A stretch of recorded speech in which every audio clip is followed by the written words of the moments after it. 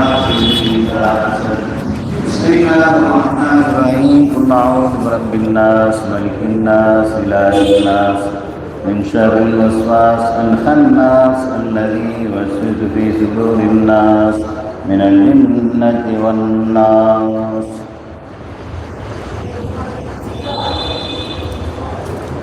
बाबा प्यार ने ग्रांट वजन सिलिंडर को तरह काउंट करना है दावत सुलूक में आमीन अल्हम्दुलिल्लाह रब्बिल आलमीन हम्दन कसीरन तय्यिबन मुबारकन फीहि हम्दन युवाफि नि'महु व ज़िदाहु फल्ला या करीम या रहीम या अल्लाह अल्लाहुम्मा सल्लि व सल्लिम व बारिक अला सय्यिदिना व नबिय्यिना व मौलाना मुहम्मदिन व अला आलिहि व अस्हाबि सय्यिदिना मुहम्मदिन व बारिक व सल्लिम अलैहि सलातन तुनजीना बिहा मिन जमीइल अहवालि वल आफात وتقضي لنا بها جميع الحاجات وتطهرنا بها من جميع السيئات وترفعنا بها عندك أعلى الدرجات وتبلغنا بها أقصى الغايات من جميع الخيرات في الحياة بعد الممات إنك على كل شيء قدير. اللهم بارك لنا الله خير حالنا وارحم الراحمين. اللهم ارزقنا من الأدواب ما قرأنا من كلامك اللذيذ هذه هدية واصلة ورحمة نازلة وبركة شاملة وتحفة كاملة منا إلى حضرة نبينا وحبيبنا وشفيعنا وسيدنا ومولانا محمد صلى الله عليه وسلم خاصة ثم إلى أصحاب البدرين والحديين والخندقين والحنينين والتبوكين وببركة دعاء سائر الصحابة رضوان الله تعالى عليهم أجمعين. ثم إلى سيدنا وشيخنا قطب رباني وصول السمداني محمود الصباني مشروق الرحمن قدير النوراني محي الدين عبد القادر الجيلاني الله تعالى قدس الله سره الذي. ثم إلى سيدنا وشيخنا قطب الأكبر وضم الشرف الحسن صادق الله تعالى قدس الله سره الذي. ثم إلى سيدنا وشيخنا قطب الدار صاحب الأكبر سيد عمر ولي الله القائم الله تعالى. ثم إلى سيدنا وشيخنا قطب الزمان الشيخ الجبار لك صاحب الله تعالى وبني لك سيد محمد صالح الله تعالى. ثم إلى سائر الأنبياء والأولياء والعلماء والفقهاء والصلاة والصديقين والشهداء والصالحين رضوان الله تعالى عليهم أجمعين. لا إله إلا الله لا خوف عليهم ولا هم يحزنون الذين آمنوا وكانوا يتقون. ثم إلى من تلون القرآن الذين يجري وكلهم ورحمهم ونسأل الله وشهدهم ورحمهم الله وبدرهم الله ترائم وتقبل الله منك صلاتهم وتجاوز الله سيئاتهم الله منهم الله بيننا وبين في جنات النعيم. اللهم اجعل قبورهم روضة من رياض الجنان لا تجعل قبورهم قرة من حمر النيران. اللهم بارك لنا الله خير حاتمه ورحم الراحمين. ربنا آتنا في الدنيا حسنة وفي الآخرة حسنة وقنا عذاب النار. وصلى الله تعالى وسلم على خير خلقه سيدنا محمد وآله وصحبه أجمعين. سبحان ربك رب العزة عما يصفون وسلام على المرسلين والحمد لله رب العالمين. سبحان ربك رب العزة عما يصفون وسلام على المرسلين والحمد لله رب العالمين. آمين. سبحان ربك رب العزة عما يصفون وسلام على المرسلين والحمد لله رب العالمين. صلى الله على محمد صلى الله عليه وسلم صلى الله على محمد يا ربي صل عليه وسلم.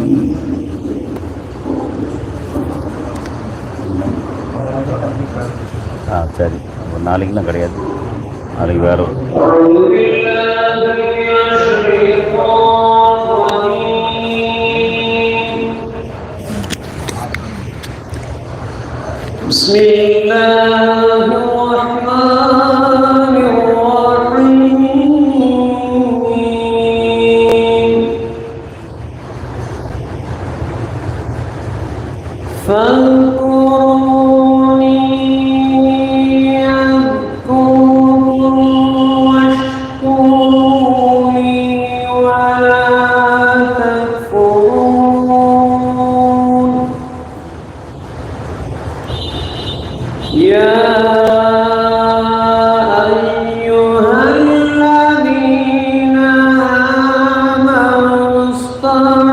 واستعينوا بالصبر والصلاة إن الله مع الصابرين ولا تقولوا لمن يقتل في سبيل الله أموات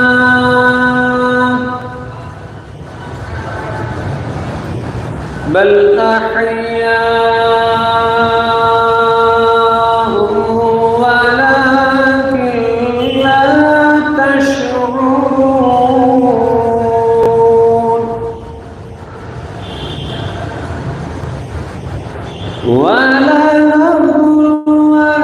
ولنبلونكم بشيء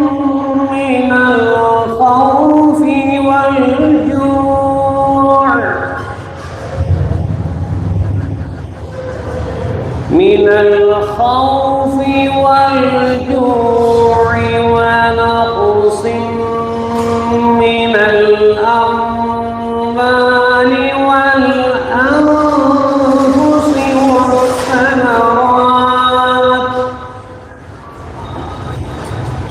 وبشر الصابرين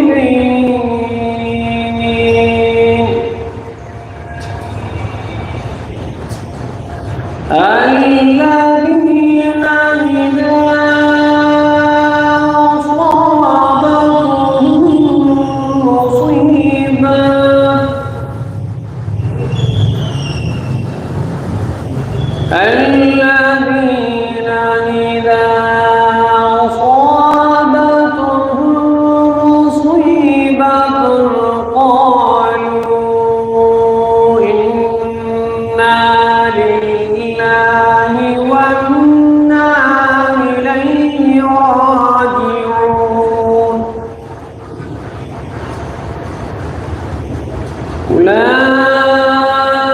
أولئك عليهم صلوات من ربهم ورحمة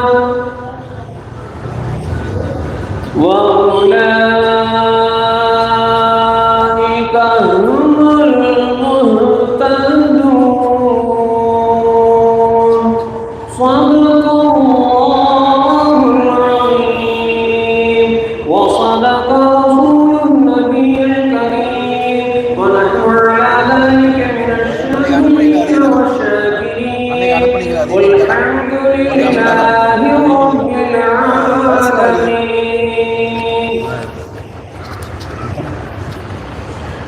صلاة رب العالمين على رسول الكرام والآل صحب الكرام والصحب أهل الحسام ضر لآل العظام بالشيء مرغ الهوام تاج المشايخ نامي ثناه في العالم موزع الأحيان مقيم الأبدان للحق قسم جناني للمخالق الميدان كم من خبرك علي من الشيخ حادي مسهورة في البلاد لم تحسب بالأقوام كما ترشد عني لديه للامتحان نظرا وقلت إحساني جما بكل طعام فطمعه الجوادي عن ماديه الشيخ هادي وكل حاضر نادي مدح بدل المستقام صلاة رب الأنام على الرسول التحامي والآل صحب الكرام والصحب أهل الهسام.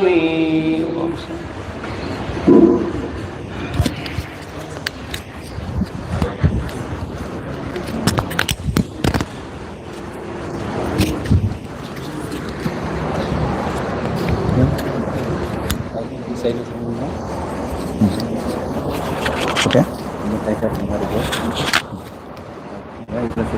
ஓகே இது நீட்டாக இருக்கும் அப்படியா பார்த்துங்க ரப்பர் பேண்டை போட்டு நல்லா தான் நினைக்கிறேன் ஓகே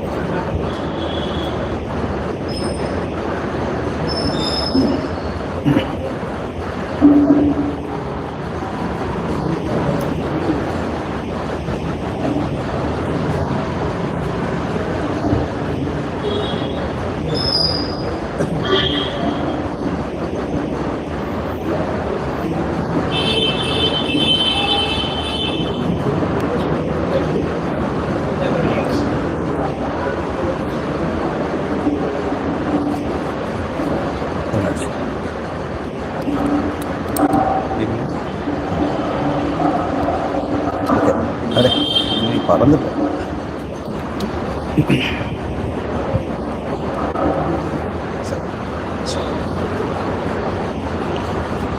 السلام عليكم ورحمة الله وبركاته حمدا لمن خلق الإنسان وعلمه البيان والصلاة والسلام على رسول الله وعلى آله حزب الله وأصحابه جند الله وبعد فقد قال الله تعالى في القرآن العظيم والفرقان المجيد أعوذ بالله من الشيطان الرجيم بسم الله الرحمن الرحيم إن الدين عند الله الإسلام وما آتيتكم من زكاة تريدون وجه الله فأولئك هم المضعفون சங்கைக்குரிய பெரியவர்களே, அன்பு சகோதரர்களே, தாய்மார்களே, சகோதரிகளே, எல்லாம் வல்ல அல்லாஹுவின் பேரருளும் நபிகள் நாயகம் ஸல்லல்லாஹு அலைஹி வஸல்லம் அவர்களது நல்லாசியும் நம் அத்தனை பேர் மீதும் நிலவுமாக. அல்லாஹும் அவரது ரசூலும் எந்தெந்த காரியங்களை எடுத்து நடக்க வேண்டும் என்று நமக்கு கட்டளையிட்டுள்ளார்களோ அவை அனைத்தையும் எடுத்து நடக்கவும், எவைகளை தவிர்த்து நடக்க வேண்டும் என்று உத்தரவு பிறப்பித்துள்ளார்களோ அவை அனைத்தையும் தவிர்த்து நடக்கவும் ஆரம்பமாக எனக்கும் உங்களுக்கும் நான் வசியத்து செய்து கொள்கிறேன். அல்லாஹ் தௌஃபீக் செய்வானாக. ஆமீன். சங்கையான பெருமக்களே, இன்று நமது காயல்மா நகரில் முஹியுத்தீன் மஸ்ஜிதில் நடைபெறக்கூடிய சங்கையும் மகத்துவம் மிக்க ஷேக் முஹம்மது சாலிஹ் ஒலியுல்லாஹ் ரலியல்லாஹு தஆலா அன்ஹு அவர்களினுடைய உருஸ் முபாரக்கை முன்னிட்டு வழமையாக நடைபெற்று வரக்கூடிய இன்றைய இந்த தொடர் சொற்பொழிவில் இன்றைய தினம் ஜகாத்தின் சட்டங்கள் என்ற தலைப்பு எனக்கு வழங்கப்பட்டிருக்கிறது. இது குறித்து இன்ஷா அல்லாஹ் எனக்கு வழங்கப்பட்ட இந்த ஒரு மணி நேரத்தில் எனது உரையை நான் அமைத்துக் கொள்ள இருக்கிறேன்.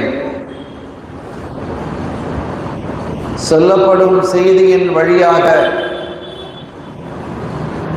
நானும் நீங்களும் வாழ்வதற்கு, அந்த போதனையின் வழியில் செல்வதற்கு வல்ல அல்லாஹ் தௌஃபீக் செய்வானாக. ஆமீன். ஜகாத் என்றால் மொழியியலில், லாங்குவேஜில் தஹாரத், நமா என்று இரண்டு பொருள்கள் அதற்கு உண்டு.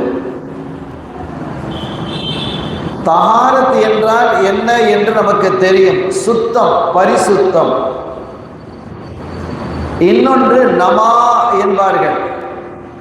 நமா என்றால் வளர்தல், வளர்ச்சி என்று அர்த்தம்.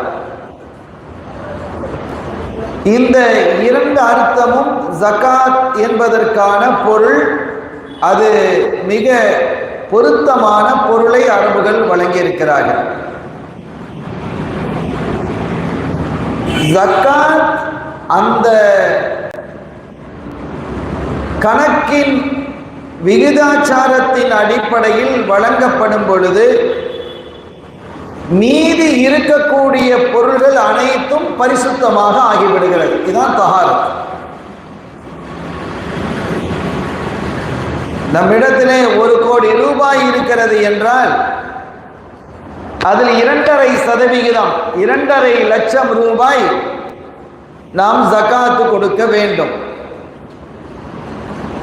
இந்த 2.5 லட்சத்தை நாம் கொடுக்கும் பொழுது மீதி இருக்கக்கூடிய 97.5 லட்சம் பரிசுத்தமாக ஆகிவிடும். இதற்கு பெயர் தஹாரத்.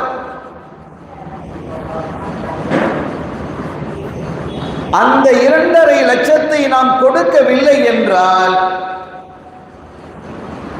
அந்த 1 கோடி ரூபாயும் அசுத்தமாக மாறிவிடும். அசுத்தம் என்றால் நாம பொதுவா நஜிஸுடைய பாடம் படிக்கிறோம் இல்லையா, அந்த மாதிரி நஜிஸ் அல்ல. தொழுகையிலே ஒழுவிலே தஹாரத் அவசியம் என்று சொல்கிறோமே, அந்த மாதிரி தஹாரத்தும் இது அல்ல. ஆக இந்த பணம் பரிசுத்தம் என்பது தஹாரத். அந்த தஹாரத்தினுடைய விளைவு என்ன என்பதையும் பார்ப்போம். அந்த 2.5% ஒரு மனிதன் வழங்கவில்லை என்றால் அது எல்லாமே அசுத்தமாக நஜிஸாக ஆகிவிடுகிறது. அதனால தொட்டா அது கையை கழுவணும் அப்படி கிடையாது. அது எந்த வகையான நஜிஸ் என்பதையும் நாம் பார்ப்போம். இந்த 2.5% என்பது நமக்கு உரியது அல்ல. முதலாவது வழங்கிக்கிடும். மீதி இருக்கக்கூடிய 97.5 நம்மால் உள்ளதா இல்ல, அது அல்லாஹ் தந்தது. அல்லாஹ் என்ன செய்யறான், ஒரு செல்வந்தனுக்கு நியாயமான பணத்தை கொடுத்து அவனை செல்வந்தனாக்கி, இந்த பாரு இதை இவனுக்கு கொடு அப்படின்னு சொல்றான். அவன் நமக்கு தந்துட்டு மீதி உள்ளது நீ எடுத்துக்கோங்கிறான். எந்த எஜமானும் இப்படி சொல்ல மாட்டான். 97.5% நீ எடுத்துக்கிட்டு 2.5% எனக்காக கொடு அப்படின்னு சொல்லக்கூடிய முதலாளி எவ்வளவு பெரிய முதலாளியா இருக்கணும், எவ்வளவு சிறந்த முதலாளியா இருக்கணும். இரண்டாவது, மிக எளிய அளவுக்கு 2.5% என்பது மிக குறைந்த அளவு. இன்னைக்கு பரவலாக எல்லாருக்கும் தெரியும், பெரிய செல்வந்தர்கள் எல்லாம், அது செல்வந்தர்களாக இருக்கட்டும் அமைச்சர்களாக இருக்கட்டும் யாரா இருந்தாலும் சரிதான், எல்லாரும் சரியா கணக்கு காட்டுவாங்களா? ஏன் அப்படின்னா அந்த வரி விதிப்பு என்பது அவ்வளவு கடுமையானதாக இருக்கிறது. இது அடிப்படையை நம்முடைய மார்க்கம் அழகாக சொல்லுகிறது. வரி விதிப்பு என்பது குறைவாக இருக்கும் பட்சத்தில் அதை முறையா எல்லாரும் கொடுத்துருவாங்க, பெரும்பாலும் கொடுத்துருவாங்க. ஆனா வரி விகிதம் அதிகமாக இனி அதுல திருட்டுத்தனம் செய்யறதுக்கு மக்கள் முற்படுறாங்க. அரசை நடத்தக்கூடியவர்களே இந்த தவறுகளை நிறைய செய்வாங்க. இதெல்லாம் பளிச்சுன்னு தெரிஞ்ச விஷயங்கள் தான். எனவே ரப்புல் ஆலமீன் அல்லாஹ் என்ன செய்கிறான் என்றால் 97.5% நீ வைத்துக் கொண்டு வெறும் 2.5% நான் சொல்றவங்களுக்கு கொடு அப்படிங்கிறான். ஒரு முதலாளி, அவருக்கு கீழே ஒரு தொழிலாளி, அந்த முதலாளி அந்த தொழிலாளியினுடைய கையிலே கொஞ்சம் பணத்தை கொடுத்து, இந்தாப்பா இதுல ஒரு 50,000 ரூபாய் இருக்கு, இதுல 10,000 ரூபாய இந்த பள்ளி இமாமுக்கு போய் கொடுத்துரு, இன்னொரு 10,000 ரூபாய அந்த பள்ளியினுடைய மஸ்ஜிதுக்கு கொடு, இன்னொரு 10,000 ரூபாய் இருக்குது அதை அந்த மதரசாவுக்கு கொடு, இன்னொரு 10,000 ரூபாய் இந்த பைத்துல் மாலுக்கு கொடு, இன்னொரு 5000 ரூபாயை இந்த குமருக்கு கொடு, 45,000 ரூபாய் ஆச்சு. இந்த ஒரு 2500 ரூபாயை அந்த மிஸ்கீனுக்கு கொடு, மீதி 2500 ரூபாயை நீ எடுத்துக்கோ அப்படின்னு ஒரு முதலாளி ஒரு பணியாளர்கிட்ட சொல்றான். அவருக்கு 10,000 ரூபாய், அவருக்கு 10,000 ரூபாய், அவருக்கு 10,000 ரூபாய், அவருக்கு 5,000 ரூபாய், இவருக்கு 2,500 ரூபாய், எனக்கு மட்டும் 2,500 ரூபாயா அப்படின்னு இவர் கேட்க முடியுமா? அப்படி கேட்டா என்ன நடக்கும்? அந்த 50,000 வச்சுட்டு நீ வெளியில போயிரு, நான் வேற ஆளை பார்த்துக்கிறேன் அப்படின்னு வேற ஒரு பணியாளரை தேர்ந்தெடுப்பான் இல்லையா? ஆனா ரப்பு என்ன செய்கிறான்? நீ 97.5 நீ வச்சுக்கோ, ஒரு 2.5 நீ என்ன செஞ்சிரு, மற்றவங்க நான் சொல்றவங்களுக்கு கொடுக்குறான். அப்படி நாம் கொடுக்கும் பொழுது அது பரிசுத்தமாக ஆகிவிடுகிறது. அந்த 97.5% பரிசுத்தமாக ஆகிடும். இதுக்கு பெயர் தான் தஹாரத்.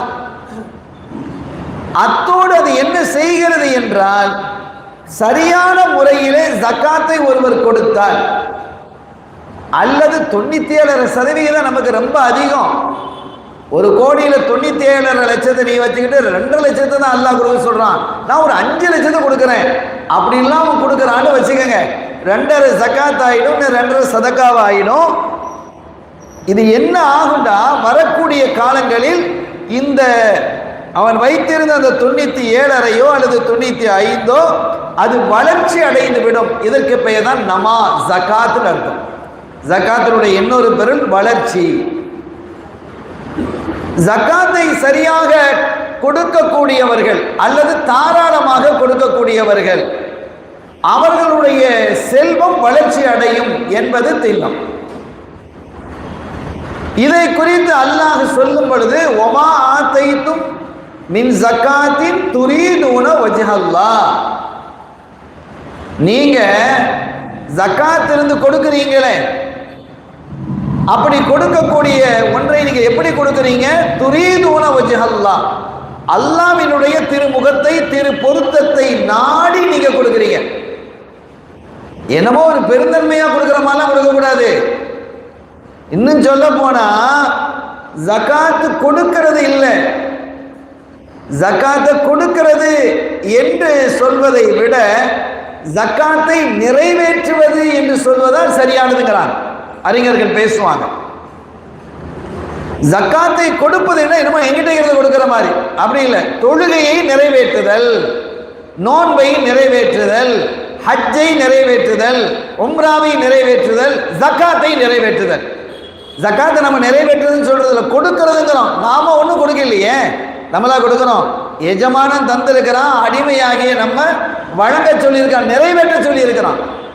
நான் சொன்ன விஷயத்தை நிறைவேற்று என்பதுதான் இதில் சரியாக இருக்கும். அப்ப துரீதுன வஜ்ஹல்லாஹ், நீங்க எப்படி கொடுக்கணும், எப்படி நிறைவேற்றணும் என்றால், வஜ்ஹல் துரீதுன வஜ்ஹல்லாஹ், அல்லாஹ்வினுடைய பொருத்தத்தை நாடியவர்களாக. அப்படி செய்யக்கூடியவர்கள் என்ன தெரியுமா? ஃபௌலாயிகஹுமுல் முضاعفூன், அவர்கள் இரட்டிப்பாளர்கள், நன்மைகளை அப்படியே அள்ளிக்கிட்டு போயிடுவாங்கிறான். அவர்கள் நன்மைகளை அள்ளிக்கொண்டு செல்வார்கள் என்று குறிப்பிடுகிறார். இதற்கு பெயர் தான் அணியல். வரக்கூடிய காலங்களில் அவருடைய செல்வம் வளரும், அது பரிசுத்தமானதாக இருக்கும். ஜகாத் என்பதற்கு தூய்மை, வளர்ச்சி என்று பொருள். இனி அந்த ஜகாத்தை கொடுக்க இல்லைன்னா எல்லாமே அசுத்தமாக ஆகிடும். இனிமே என்ன செய்வான் என்றால், அல்லாஹ் தஆலா பல்வேறு சங்கடங்களை தந்து அதை வேறு விதமாக செலவழிக்க வச்சிருவான். நல்லதுக்காக அது செலவாகாது, நல்ல காரியங்களுக்காக செலவாகாமல் வேறு விதமாக அது செலவு செய்ய வேண்டிய ஒரு அவநிலை ஏற்பட்டும். அது அசுத்தம். நாளை மறு உலகத்திலே அது எவ்வளவு பெரிய சங்கடத்தை தரும் என்று சொன்னால், அல்லாஹ் சொல்றான், யௌம யுஹ்மா அலைஹா ஃபீ நாரி ஜஹன்னம ஃபத்குவா பிஹா ஜிபாஹுஹும் வ ஜுனூபுஹும் வ ظுஹூருஹும் ஹாதா மா கனஸ்தும் லி அன்ஃபுஸிகும் ஃபதூகு மா குன்தும் தக்னிஸூன். அல்லாஹ் சொல்றான், அந்த நாளையிலே அது சூடாக்கப்பட்டு, எதில் சூடாக்கப்படுகிறது என்று சொன்னால், ஃபீ நாரி ஜஹன்னம், ஜஹன்னம் நரகத்தினுடைய நெருப்பிலே அது சூடாக்கப்படும்.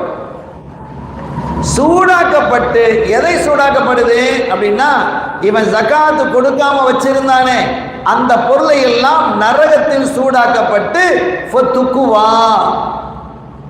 இந்த துக்குவா அப்படின்னு சொன்னா நமக்கு சரியா விளங்குறதுக்கு மிக்குவா, அரபியில மிக்குவான்னு சொன்னா அந்த அயன் பாக்ஸ் இருக்கு பாத்தீங்களா, அயன் பாக்ஸுக்கு தான் மிக்குவான்னு பெயர்.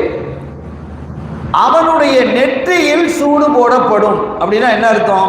இந்த அயன் பாக்ஸை நல்லா ஹையா ஹீட்ல வச்சு நெத்தியில இழுத்தா எப்படி இருக்கும் கொஞ்சம் யோசிச்சு பாருங்க. நினைக்கும் போதே பதறுதா இல்லையா? ஒரு ஆள் படுத்து கிடக்கிறாரு, அவர் நெத்தியில கொண்டு வந்து துணியை தேய்க்கிற மாதிரி நல்ல காட்டன், ஒருத்த காட்டனுக்கு ஃபுல்லா வைப்போமா இல்லையா? அந்த மாதிரி வைத்து நெற்றியிலே தேய்த்தால் எப்படி இருக்கும்? அவனுடைய நெற்றியிலே தேய்க்கப்படுங்கிறான். ஃபதுகுவா பிஹா ஜிபாஹும். அதற்கு அடுத்தபடி ஜுனூபுகும், அவர்களுடைய விலாப்புறத்திலே தேய்க்கப்படும். அதற்கு அடுத்து உஹூருஹும், அவர்களுடைய முதுகிலே தேய்க்கப்படும். என்ன ஆகிறது?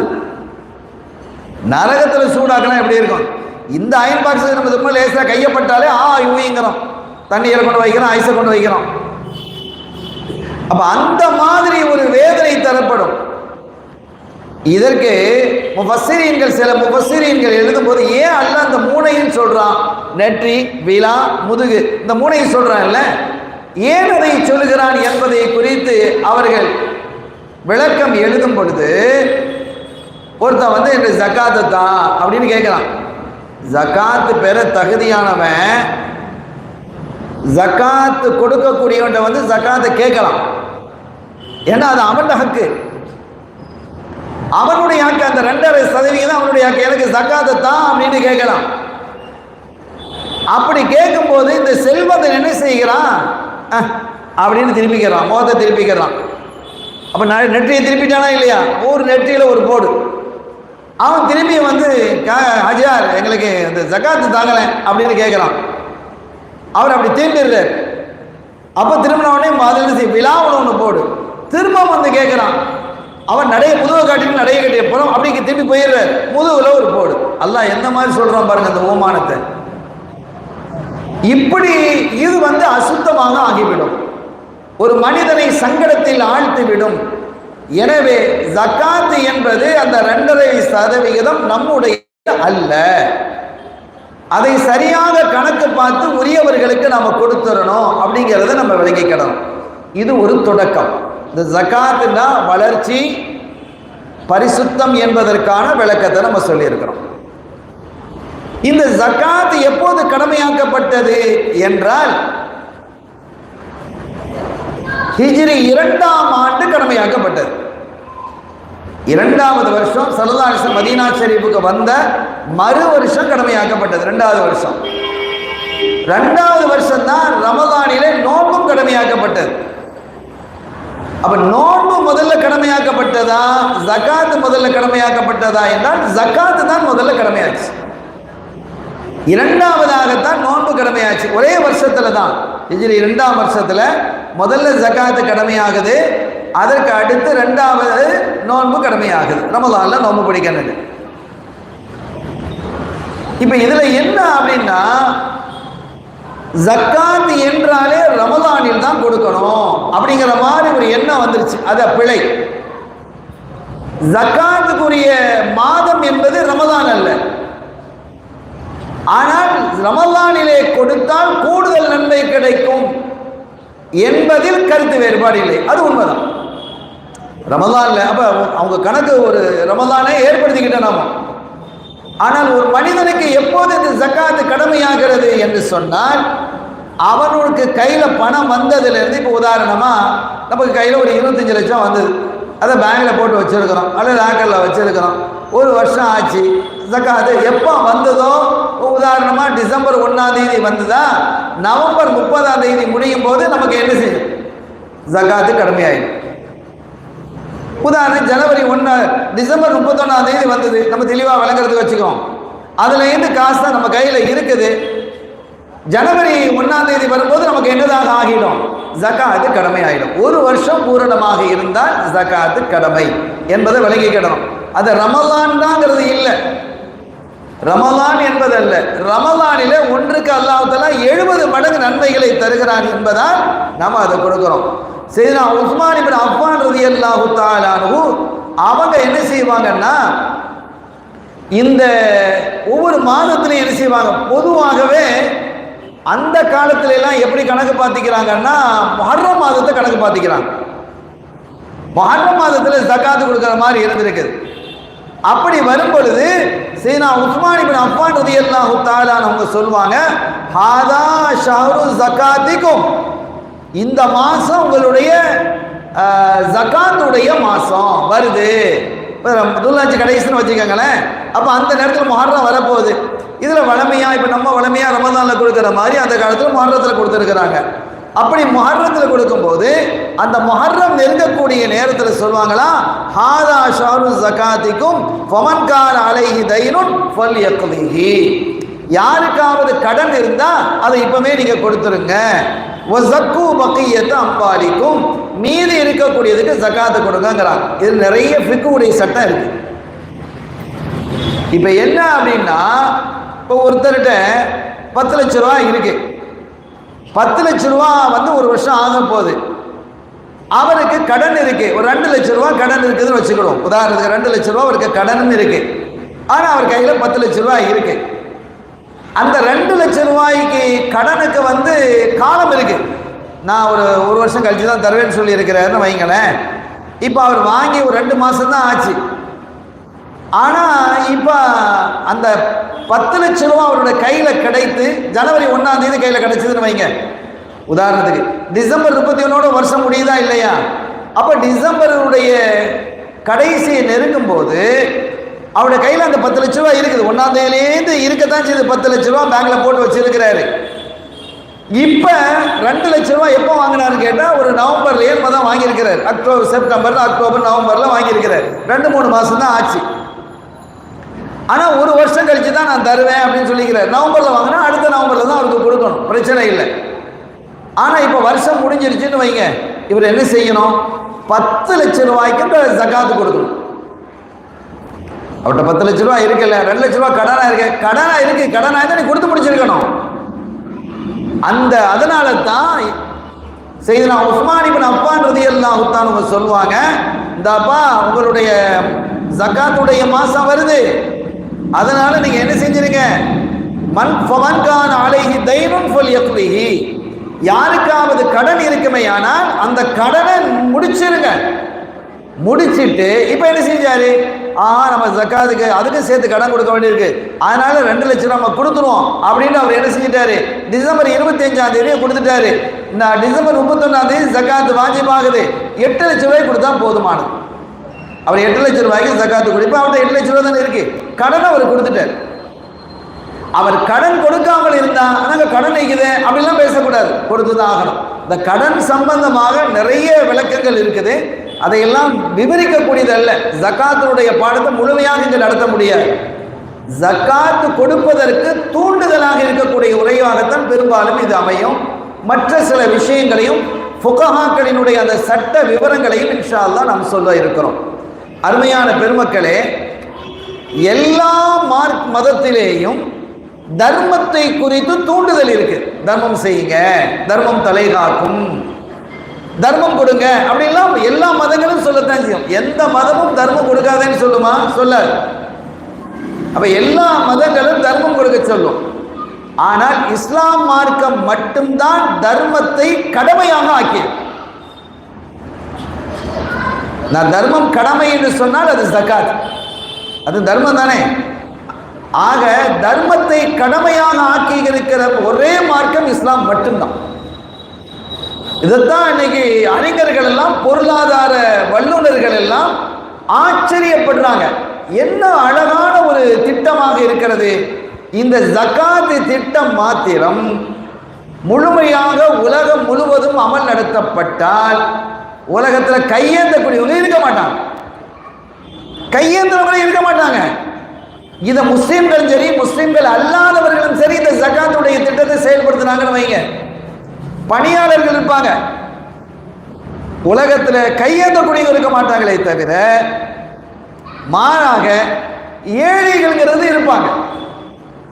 ஏழைகள்லயே 2 விதமான ஏழைகள் இருக்கிறாங்க, அதை நம்ம இன்ஷா அல்லாஹ் சொல்லுவோம். அதே மாதிரி செல்வந்தர்கள், மிகப்பெரிய செல்வந்தர்கள், மிகப்பெரிய பெரிய செல்வந்தர்கள் அப்படி இருப்பாங்களே தவிர யாசகம் கேட்டு கை நீட்டி வரக்கூடியவங்க அறவே இருக்க மாட்டாங்க. ஜகாத்தினுடைய இந்த திட்டம் உலகம் முழுவதும் இன்னைக்கு வாழக்கூடிய 800 கோடி மக்களாலும் செயல்படுத்தப்பட்டார். முஸ்லிம்களாலேயே செயல்படுத்தப்படலையே, மற்றவங்க எப்படி செயல்படுத்துவாங்க? முஸ்லிம்களாலேயே செயல்படுத்துறது குறைவாக இருக்கிறது. ஆக இந்த ஜகாத் என்பது ஒரு அழகான ஒரு பொருளாதார திட்டம், பொருளியல். உலக பொருளியலை மிக சீராகவும் சிறப்பாகவும் கொண்டு தரக்கூடியது. இப்ப இந்த ஜகாத்தை அல்லாஹ் தஆலா முதல்ல யாருக்கு கொடுக்க சொல்றான்னா, மிக்க வறுமையில் இருக்கக்கூடிய ஃபகீர்களுக்கு கொடுங்க.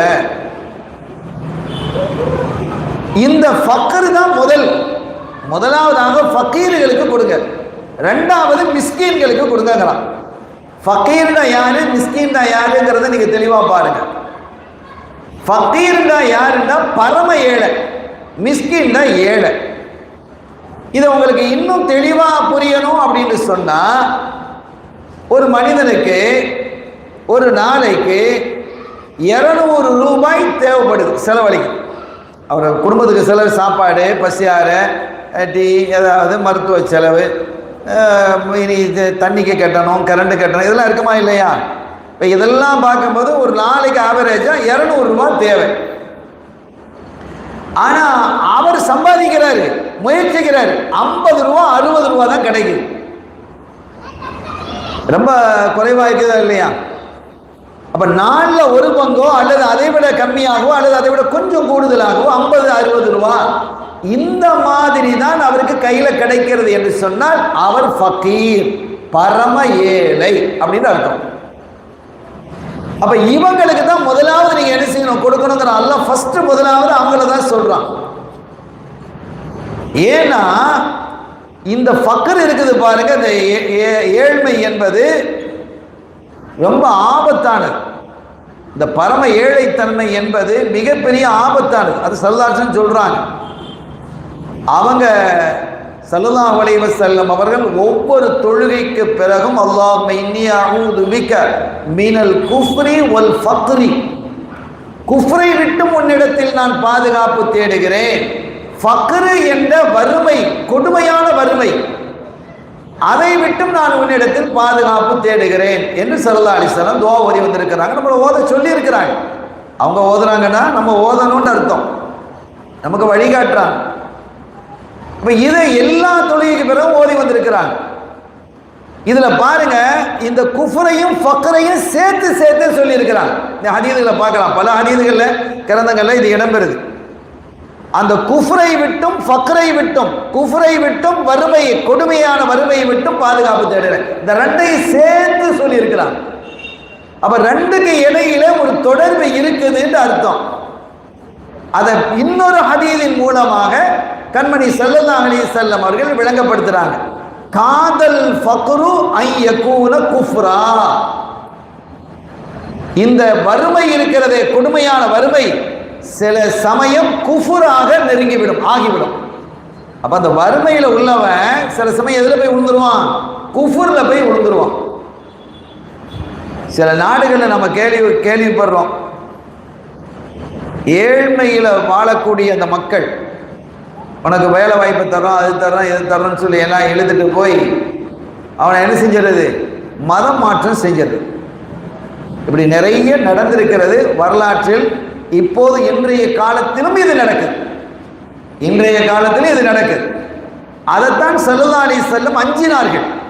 காதல் ஃபக்ரு ஐ யகூன குஃப்ரா, ஃபக்ரு என்ற அந்த வறுமை குஃபுராக மாறிவிடும், குஃபுருக்கு நெருக்கிவிடும், அவனை ஒரு காவிராக ஆக்கிடும். ஏன்னா வறுமையின் காரணத்தினால, இனி வறுமைன்னு வரும்பொழுது சில சமயங்கள்ல சில மனிதர்கள் தாக்கு பிடிச்சிட்டு பரவாயில்லன்னு இருந்துடுறாங்க. பலருடைய தன்மை என்ன ஆகுது அப்படின்னு கேட்டா, அவங்களுடைய ஆரோக்கியம் போயிடுது, நற்பண்பு போயிடுது, நல்ல நடத்தை போயிடுது, ஒழுக்கம் போயிடுது.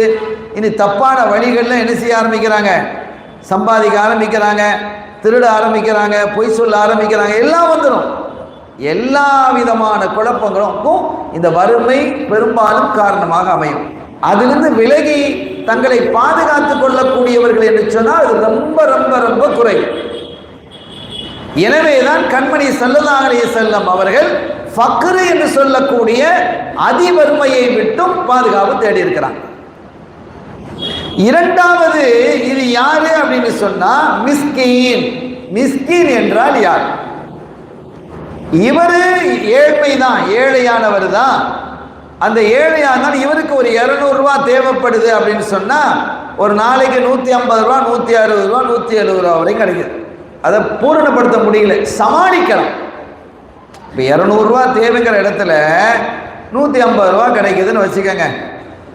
சரி, இன்னைக்கு ஒரு புரோட்டா வாங்கினா ஒரு செட்டு வாங்கினா 4 பேர் சாப்பிட்றதுக்கு வாங்கினானோ ஒரு 50 ரூபா அல்லது 40 ரூபா செலவாகும். அது இன்னைக்கு புரோட்டா வாங்க வேணாப்பா, இன்னைக்கு நம்ம என்ன செஞ்சுக்கலாம், ஒரு இட்லியை வாங்கி சாப்பிட்டுக்கிடுவோம். இட்லியை ஆளுக்கு 4 இட்லிக்கு பதிலாக 3 இட்லியை 2 இட்லியை சாப்பிடுவோம். அப்படி இருக்கலாமா? இல்லை, கொஞ்சம் வயிறு ஃபுல்லாகாமல் வயிறு நிரம்பாமல் ஒரு பாதி வயிறு, அதை விட அது கம்மியாக வயிறு, கொஞ்சம் பசியோடு இருந்துக்கிறது. இது சமாளிப்பு. அப்போ மிஸ்கீனாக இருக்கக்கூடியவர் அவருக்கு 200 ரூபாய் தேவை என்று இருந்தாலும் அவருக்கு 150 160 ரூபாய் அவருக்கு கையில் வருது, சமாளிக்க முடியும். ஆனால் ஸல்லல்லாஹு அலைஹி வஸல்லம் பாருங்க, இந்த ஃபக்ரை விட்டும் பாதுகாப்பு தேடிய கண்மணி ஸல்லல்லாஹு அலைஹி வஸல்லம் அவர்கள் மிஸ்கீனாக தன்னை வாழச் செய்து அல்லாஹ்விடத்தில் கேட்கிறார், அல்லாஹும்ம அஹீனி மிஸ்கீனா, என்னை மிஸ்கீனாக வாழச் செய்கிறான். என்ன மிஸ்கீனா வாழச் செய்து என்ன செய்யறாங்க, கேட்கிறாங்க. ஃபக்கீராக வாழச் செய்து கேட்க இல்லை. இப்ப அவங்க மிஸ்கீனில் அவங்க பெரிய எஜமா, அவங்க தான் என்ன செய்யறாங்க, செல்வந்தர்களுக்கு செல்வத்தை கொடுப்பது நானும் அல்லாஹ்வுடைய ரசூலும், யுக்னிஹிமுல்லாஹு வ ரசூலுஹு மின் ஃபத்லிஹி. அல்லாஹ் சொல்றான், அடே அவர்களெல்லாம் செல்வந்தனாக்குறது யாருடா? ஒரு கட்டத்தில் அது ஒரு பெரிய வரலாறு. அவன் பெரிய செல்வந்தன் நினைச்சுக்கிட்டு இருந்தாரு. அவங்களை செல்வந்தனாக்குறது யாரு? அல்லாஹ் கேட்கிறான், யுக்னிஹிமுல்லாஹு மின் ஃபத்லிஹி வ ரசூலிஹி, யுக்னிஹிமுல்லாஹு வ ரசூலுஹு மின் ஃபத்லிஹி. அல்லாஹ்வுடைய கருணையால் அல்லாஹ்வும் அவருடைய ரசூலும் தான் அவர்களை செல்வந்தர்களாக ஆக்கினார்கள். அப்ப ஸல்லல்லாஹு அலைஹி வஸல்லம் நம்மளை செல்வந்தன் ஆகிறான். எத்தனை ஒரு கட்டத்தில் ஸல்லல்லாஹு கேட்குறாங்க, நான் மதீனா ஷரீஃபுக்கு வரும்பொழுது நீங்கள்லாம் எப்படி இருந்தீங்க? சஹாபிகளை பார்த்து கேட்குறீங்க. வறுமைக்கு கோட்டில் இருக்கு, இதுக்கு வறுமை கோட்டுக்கு கீழே இருந்தீங்களே, அல்லாஹ் என்னை கொண்டு உங்களை செல்வந்தனாக்கவில்லையா அப்படின்னு கேட்குறாங்க. வசதி ஆயிட்டாங்க சஹாபிகளுக்கு. அல்லாஹ் ஸல்லல்லாஹு அலைஹி வஸல்லம் வசதிகளை ஏற்படுத்தி கொடுத்தாங்க. அப்ப என்னை கொண்டு அல்லாஹ் உங்களை செல்வந்தனாக ஆக்கவில்லையான்னு கேட்குறாங்க. ஆக அவங்க நினைச்சா உஹது மலையே அல்லாஹ் தங்கமாக்கி தர்றேன்னு சொல்லிட்டான். உஹது மலையை தங்கமாக்கினா உலகத்தில் அதை விட பெரிய செல்வந்தர் யாரா இருக்க முடியுமா? அப்ப அது வேற, அந்த நிலை வேறு, இந்த நிலை வேறு. மிஸ்கின்னு சொன்னா நம்மளை போல நினைச்சிட்டு பேசிட்டு இருக்க கூடாது. அப்ப அல்லாஹ் அஹீனி மிஸ்கீனா என்று சொன்னா இதனுடைய பொருள் அங்கே வருமா? வரும். நான் தன்னிறைவு பெற்று காலமெல்லாம் வாழக்கூடியவனா இருக்கக்கூடாது. எனக்கும் பசி இருக்கணும், அந்த பசியை நானும் உணரணும் அப்படின்னு என்ன செஞ்சுக்கிறாங்க ஸல்லல்லாஹு அலைஹி வஸல்லம். அதை விரும்பி இருக்கிறாங்க, அந்த விரும்பி அதை தேர்வு செய்யறாங்க. இல்லைன்னா நான் உஹது மலையை தங்கமாக்கி தர்றேன்னு சொல்லும்போது தாங்கன்னு கேட்டிருக்கலாமே. உஹது மலையை அல்லாஹ் நம்மளை பார்த்து கேட்கறான்னு வைங்களேன், நான் உங்களுக்கு உஹது மலையை தங்கமாக்கி தரேன், உஹது மலை மட்டும்தானா அந்த அபூ குபைஸையும் சேர்த்து தந்துறேன்னு கேட்போம். அப்படிதான் அல்லாஹ் குர்ஆன் அல்ஹாக்குமுத் தகாதுர் ஹத்தா ஸுர்துமுல் மகாபிர், நீங்கள் கபரை சந்திக்கும் வரை உங்களுக்கு பேராசை பேராசை பேராசை உங்களை தீனை விட்டும் அல்லாஹ்வை விட்டும் பாராமுகமாக ஆக்கிவிட்டது. அந்த நிலையில நாம இருக்கிறோம். அல்லாஹ் அதை விட்டு நம்மை பாதுகாத்து அல்லாஹ்வை நினைவு கூறக்கூடியவர்களில் அல்லாஹ் நம்மை ஆக்கி வைப்பானாக. அப்ப ஸல்லல்லாஹு அலைஹி வஸல்லம் அவர்கள் தன்னை மிஸ்கீனாக ஆக்குன்னு கேட்டிருக்கிறாங்க. என்ன மிஸ்கீனா வாழச் செய், மிஸ்கீனோடு எழுப்பு ஆகிரத்துலங்கிறாங்க. ஆனா இதுல எதை சொல்லல, அவங்க ஃபக்கீரை சொல்லல, நல்ல கவனிக்கணும். அப்ப ஃபக்கீர் என்பது அவர் கையேந்தக்கூடிய நிலைக்கு வந்துருவாரு அப்படின்னு. இப்ப மிஸ்கீனுங்களை தாண்டி சில பேர் கையேந்திக்கிட்டு இருக்கிறாங்க. ரொம்ப கவனமாக இருக்கணும். அதாவது இப்போ நாம ஒரு ஆள் இருக்கிறாரு, அவர் ஜக்காத்து கணக்கு பார்த்து வளமையாக கொடுக்குறாரு. அவர் நம்ம சொந்த பந்தங்களில் இருந்தால் யாருக்கு ஜக்காத்து சொந்தத்தில் கொடுக்கக்கூடாது அப்படின்னு கேட்டால் உசூலு ஃபுரூ. இந்த ரெண்டு பேருக்கும் அவங்க என்ன செய்யக்கூடாது, தன்னுடைய உசூலுக்கும் தன்னுடைய ஃபுரூவுக்கும் கொடுக்கக்கூடாது, ஜக்காத்து கொடுக்கக்கூடாது. உசூல் ஃபுரூனா யாரு அப்படின்னு கேட்டா, உசூல்னா தன்னுடைய அடிப்படை உம்மா வாப்பா, வாப்பாவுடைய வாப்பா, வாப்பாவுடைய உம்மா, உம்மாவுடைய உம்மா, உம்மாவுடைய வாப்பா, இவங்கெல்லாம் இருக்கிறாங்கல்ல, மேல போயிட்டே இருக்கல, வாப்பாவுடைய வாப்பா அவருடைய வாப்பா ஹயாத்தா இருந்தா அவங்களுக்கெல்லாம் நம்ம கொடுக்கறது கடமை. என்னது, ஜக்காத்து கொடுக்கறது கடமை இல்லை, ஜக்காத்தை கொடுக்க கூடாது, செலவுக்கு கொடுக்கறது கடமை. அவங்கள முழுமையாக நம்ம வசதியா இருக்கிறோம்னா நம்ம வாப்பாவை கவனிக்கணும், அதுக்கு மேல வசதிக்கு தான் வாப்பாவுடைய வாப்பாவை கவனிக்கணும், வசதி இருக்குதா அம்மாவை கவனிக்கணும், அதுக்கு மேல வசதிக்கு தான் அம்மாவுடைய உம்மாவை கவனிக்கணும், அம்மாவுடைய வாப்பாவை கவனிக்கணும், வாப்பாவுடைய உம்மாவை கவனிக்கணும். இதெல்லாம் நமக்கு கடமை. அது அதே மாதிரி இதெல்லாம் உசூல்ங்கிறது. ஃபுரூன்னு சொன்னா நம்ம பிள்ளைகள், நாம் பெற்றெடுத்த பிள்ளைகள், மகன் மகள், மகனுடைய பிள்ளைகள், மகளுடைய பிள்ளைகள் இருக்காங்கல்ல, இவங்கெல்லாம் கஷ்டத்தில் இருக்கிறாங்கன்னா அவங்களுக்கு நம்ம என்ன செய்யணும், செலவழிக்கணும், மாசம் மாசம் செலவழிக்கணும், அவங்களுடைய தேவையை நிறைவேற்றணும், அல்லது ஒவ்வொரு நாளும் அவங்களுடைய தேவையை நிறைவேற்றணும், மொத்தத்தில் அவங்க தேவையை நிறைவேற்றணும், வசதி நம்மகிட்ட இருக்கிறதா இருந்தா. அப்ப யார் மீது நம் செலவழிப்பது கடமை என்று வந்து விட்டதோ அவர்களுக்கு ஜக்காத்து கொடுக்க முடியாது. இது விளங்க, இதை ஷார்ட்டா சொல்றது இதுதான், சுருக்கமா உங்களுக்கு விளங்க நினைக்கிறேன். நம்ம யாருக்கு செலவழிக்கிறது கடமை, நம்முடைய உசூல், நம்முடைய ஃபுரூ. ஃபுசூல்ங்கிறது நமக்கு மேலே உள்ளது, உம்மா வாப்பா அவங்களுடைய பெற்றோர். ஃபுரூ என்பது நம்முடைய பிள்ளைகள், அவர்களுடைய பிள்ளைகள், பேர பிள்ளைகள். இப்போ இவங்க தான் உசூலும் ஃபுரூ. இவங்களுக்கு நாம வளமையா அவங்க கஷ்டத்தில் இருக்கிறாங்க, செலவழிக்கிறது நம்ம கடமை. யாருக்கு செலவழிக்கிறது கடமைன்னு வந்துட்டோ அவங்களுக்கு ஜகாத்து கொடுக்க முடியாது. அது அல்லாம சகோதரர்கள் இருக்கிறாங்க, காக்கா இருக்கிறாரு, லாத்தா இருக்கிறா, தங்கச்சி, தம்பி, இவங்களுக்கெல்லாம் அவங்க கஷ்டத்தில் வறுமையில் இருக்கிறாங்கன்னா ஜகாத்து தாராளமாக கொடுக்கலாம். அப்போ உசூல் ஃபுரூல அவங்க வரல, மேலையும் கீழே இல்லை, அவங்களாம் பார்டர்ல இருக்கிறாங்க. சகோதரர்கள் சகோதரிகள் இவங்களுக்கு ஜகாத்து கொடுக்கலாமா, கஷ்டத்தில் இருந்தால் அவங்களுக்கு என்ன செய்யலாம், ஜகாத்து கொடுக்கலாம் என்பதை நாம் என்ன செஞ்சுக்கணும், விளங்கிக்கிடணும். அருமையான பெருமக்களே, எனவே இந்த அடிப்படையில் நாம கொடுக்கணும். ஆனா இப்ப அதே மாதிரி ஒரு அடிப்படையில் ஒரு சகோதரருக்கு ஒருத்தர் கொடுத்து வர்றாருன்னு வைங்க, இது நம்முடைய நடைமுறையில் இருந்தது, நம்மகிட்ட ஒரு கேள்வியும் வந்தது. சில கேள்விகளுக்கு நம்ம பதில் சொன்னா சில பேருக்கு எதிராகத்தான் இருக்கும்.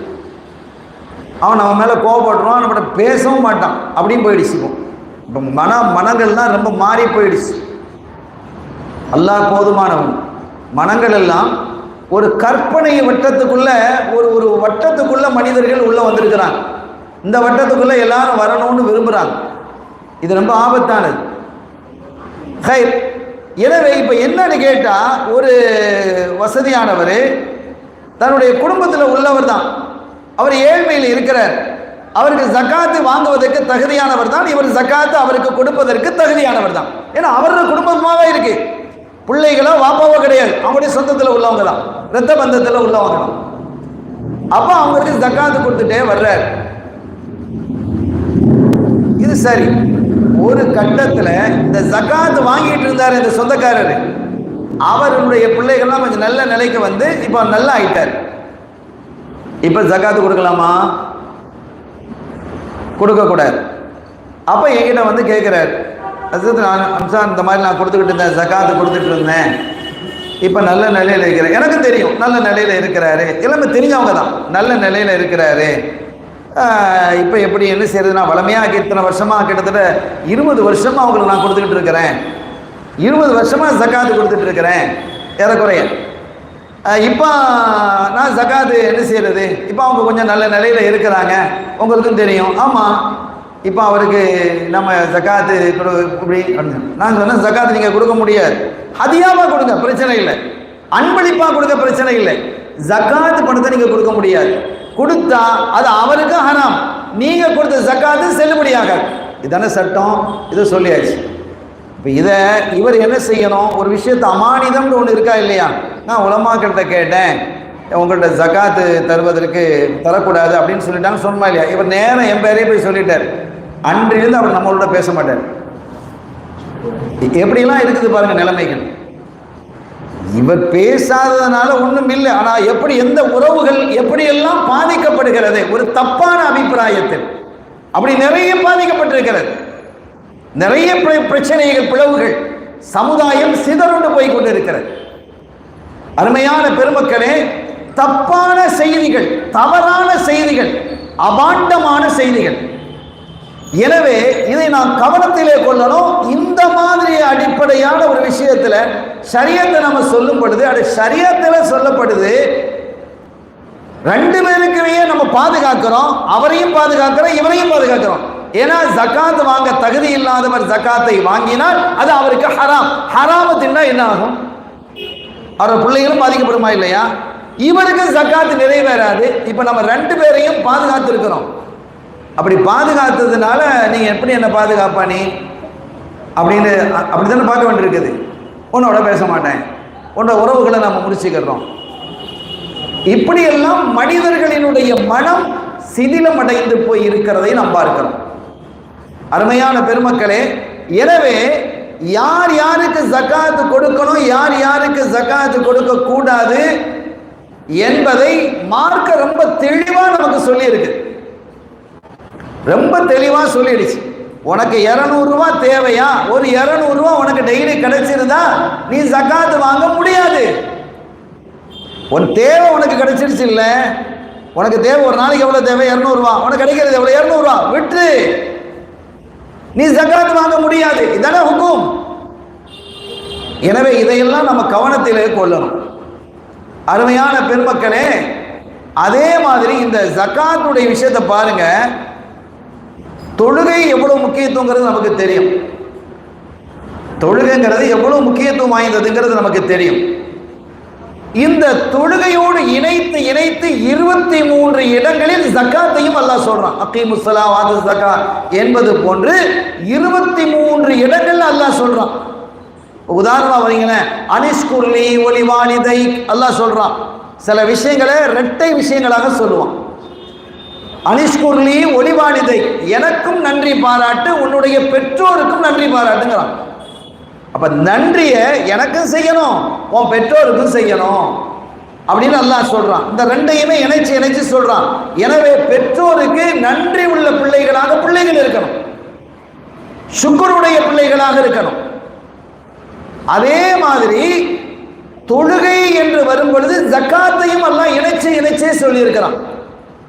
அல்லாஹ்வுக்கு சுக்ரு செய்து பெற்றோருக்கு சுக்ரு செய்யவில்லை என்றால் அல்லாஹ்வுக்கு செய்த சுக்ர் அங்கீகரிக்கப்படாது. பல இமாம்கள் சொல்றாங்க, நீ அல்லாஹ்வுக்கு நன்றி செலுத்துற, அம்மா அப்பாவை நீ என்ன செய்யல, கவனிக்க இல்லை, அவங்கள புறக்கணிச்சுட்டேன்னு சொன்னா நீ அல்லாஹ்வுக்கு நன்றி செலுத்த விடாம ஆக மாட்டாய் என்கிறார்கள் இமாம்கள். அதே மாதிரி ஒருத்தர் பள்ளிவாசலே கதின்னு கிடக்கிறாரு, ஐவேளை தொழுகையும் அப்பன் ஜமாத்திலையும் தொழுவார். இமாம் தக்பீர் கட்டின உடனே அல்லாஹ் அக்பர் கட்டிடுவாரு. தஹஜ்ஜுத் தொழுவாரு, துஆவை தொழுவாரு, வித்ர தொழுவாரு, எல்லா தொழுகையும் தொழுவாரு. ஆனா ஜேப்புக்குள்ள கையை விட மாட்டார், பைக்குள்ள கையை விட மாட்டார்.